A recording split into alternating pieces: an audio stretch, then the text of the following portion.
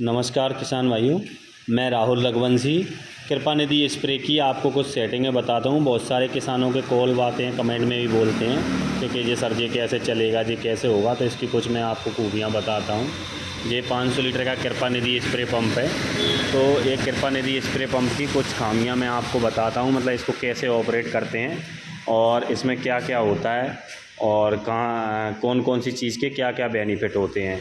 तो मैं आपको इसके एक एक करके सारी चीज़ें आपको बताता हूँ।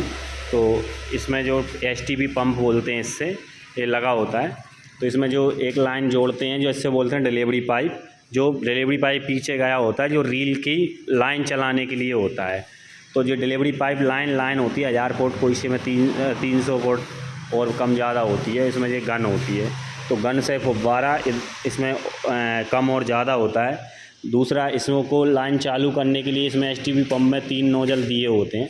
तो जो पीछे डिलीवरी पाइप जिस नोजल में लगा हुआ है, उस नोजल को चालू करेंगे तो पीछे की लाइन चालू रहेगी, पानी जाना शुरू हो जाएगा। इसके बाद ये 2 नोजल इसमें एक्स्ट्रा दिए होते हैं। तो एक नोजल इसमें क्या काम करता है कि कोई किसान को और एडिशनल लाइन जोड़नी है, वो इसमें से जोड़ सकता है। और दूसरे वाला जो नोजल है ना, इसमें क्या हो जाता है कि जो किसान को खेत में पानी भरना हो, और पानी भरने के लिए जो 15 फुट या 20 फुट फुटबॉल का यूज करता है, तो उसको इसमें ये लगती है। तो पानी भरते समय ये इसमें लगी होना चाहिए। और जब आपको पानी भरना है तो उसमें क्या करना होगा कि ये वाली जो फुटबॉल है, इसको खोल के और बिछा लेना होगा। और इसका जो फुटबॉल वाला हिस्सा है ना, ये वाला, तो इसको पानी में डुबा देना है पूरा। आपको इसको पानी में डूबा होना चाहिए। और फिर इसको ये नोजल लाइन वाला डिलीवरी पाइप वाला नोजल बंद करके और ये फुटबॉल वाला नोजल चालू करना है, और वो पानी में डूबा रहेगा। तो इसके बाद इसमें पानी का प्रेशर आना शुरू हो जाएगा और इससे आप पानी भर सकते हैं। कई किसानों के यहाँ पे ऐसे इस पोजीशन से पानी नहीं आता है, तो क्या हो जाता है, फुटबॉल यहाँ से एयर लेती है। ये फुटबॉल यहाँ पे दी हुई है, निकालना है इसको। तो ये फुटबॉल यहाँ से एयर ले जाती है कईयों बार। तो उसमें क्या उस कंडीशन में अपन को क्या करना होगा,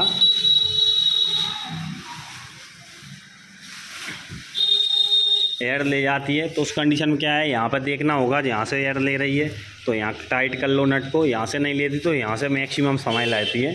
तो यहाँ पे जो क्लैंप लगा हुआ है, तो जहाँ पे पहले पानी में डुबा के बढ़िया ज़ोर से मुट्ठी के साथ बांधें, उसके बाद पानी आ जाएगा और काम करने लगेगी। फिर इसको क्या करें, क्लैंप निकाल के इसमें अंदर से टेपलॉन या पन्नी लगा के दोबारा से क्लैंप कस दें।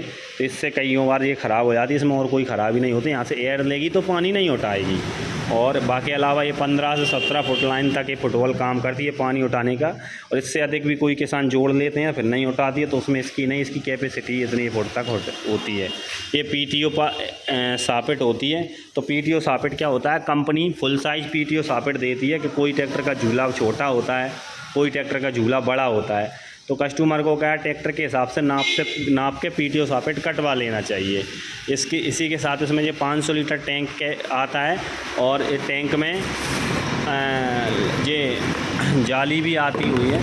तो यहाँ तक जाली अगर किसी की ख़राब हो जाए तो जाली से की जगह फिर इसमें मच्छर जाली यूज करके पानी छान के ही टैंक में डालें। तो उससे क्या हो जाएगा, पंप में कचरा अचरा नहीं आएगा। इसी के साथ में ये बाइसल आते हैं। ये बाइसल कभी क्या है, एसटीपी पंप ख़राब हो जाता है तो उसमें ये बाइसल ही चेंज होते हैं। तो ये इसके लिए कंपनी एक पैक एक्स्ट्रा देती है, पूरा एक पैकिंग, और जो ढक्कन में रख के देती है पूरा। और इसके साथ जब किसान लाइन खेत में बिछाता है, 1000 फुट लाइन होती है, कोई से में 8 mm, कोई से में 10 mm, कोई से में मुलायम वाली लेते हैं किसान, जहाँ जहाँ लगा यूज होता है। तो उसको घड़ी करने के लिए ये क्लिच है, तो क्लिच दबाएंगे तो लाइन घूमने लगेगी और घड़ी हो जाएगी इसकी।